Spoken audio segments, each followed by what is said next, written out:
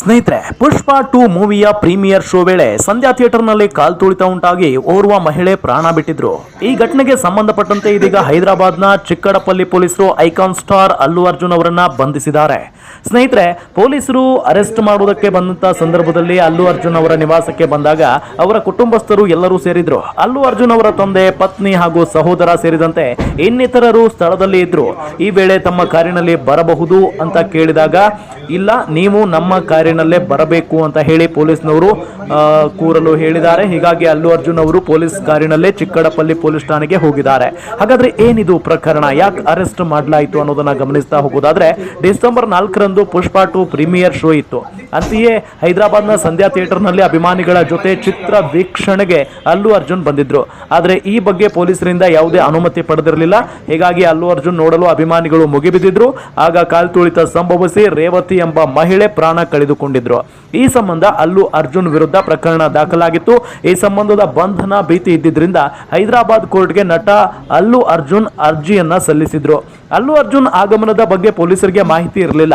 ಅಲ್ಲು ಅರ್ಜುನ್ ತಮ್ಮ ಖಾಸಗಿ ಭದ್ರತೆಯೊಂದಿಗೆ ಥಿಯೇಟರ್ ಆವರಣವನ್ನ ಪ್ರವೇಶಿಸ್ತಾ ಇದ್ದಂತೆ ಕಾಲ್ತುಳಿತ ಸಂಭವಿಸಿದೆ. ಅವರ ವೈಯಕ್ತಿಕ ಭದ್ರತಾ ಸಿಬ್ಬಂದಿ ತಳ್ಳಾಟದಿಂದ ನೂಕುನುಗ್ಗಲು ಇನ್ನಷ್ಟು ಉಲ್ಬಣ ಆಗಿದೆ ಎಂಬ ಆರೋಪ ಇದೆ. ಹೀಗಾಗಿ ಕೆಲವೊಂದಿಷ್ಟು ಕಾಯ್ದೆ ಅಡಿ ಈಗ ಪ್ರಕರಣ ದಾಖಲಾಗಿದೆ. ನಟ ಅಲ್ಲು ಅರ್ಜುನ್, ಸಂಧ್ಯಾ ಥಿಯೇಟರ್ ಮ್ಯಾನೇಜ್ಮೆಂಟ್, ಅಲ್ಲು ಅರ್ಜುನ್ ಅವರ ಭದ್ರತಾ ಸಿಬ್ಬಂದಿ ವಿರುದ್ಧ ಎಫ್ಐಆರ್ ದಾಖಲಾಗಿದೆ. ನೂಕುನುಗ್ಗಲು ಘಟನೆಗೆ ಥಿಯೇಟರ್ ಆಡಳಿತವೇ ಹೊಣೆ ಎಂಬ ಆರೋಪ ಇದೆ.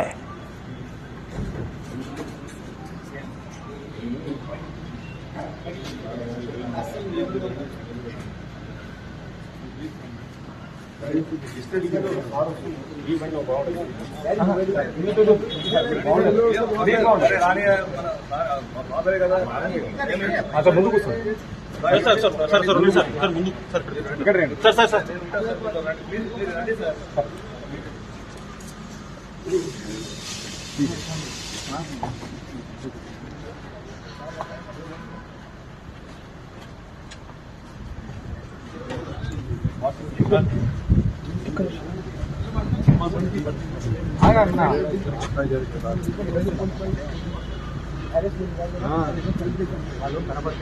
బాగుండదు అన్న మీరు మళ్ళీ ఎందుకు రాస్తుంటారు. ఇంకా ఏ క్రెడిట్ వచ్చినా నా చెట్లుగా ఉండాలి.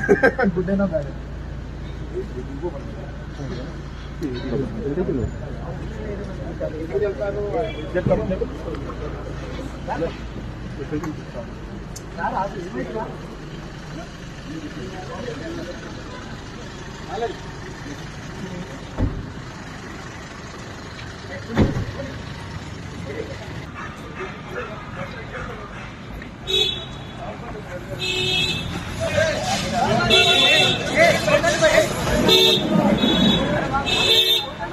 సార్ సార్ సార్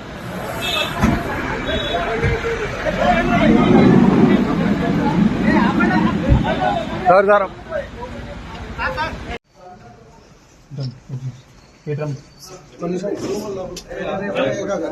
మీరు ఓకే.